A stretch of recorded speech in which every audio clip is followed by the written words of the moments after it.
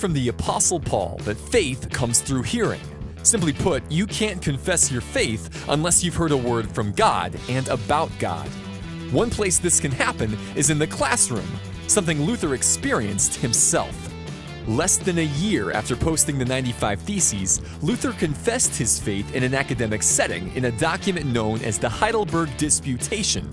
This confession arose out of the interactions Luther had with the scriptures, colleagues, and the people who disagreed with him.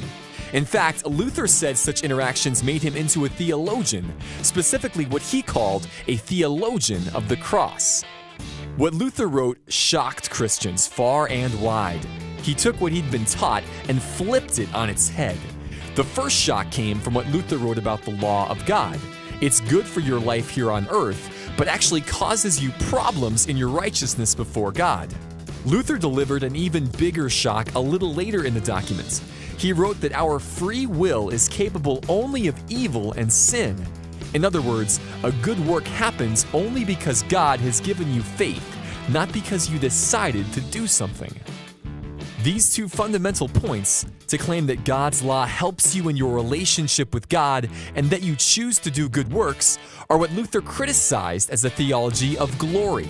He knew both claims are the result of people wanting credit and glory in both the eyes of God and the eyes of their neighbors. Luther knew that being a disciple of Jesus does not give you credit, it applies the cross to your life. This is what it means to be made into a theologian of the cross. All of this was said and done so you can remember a mighty fortress is our God.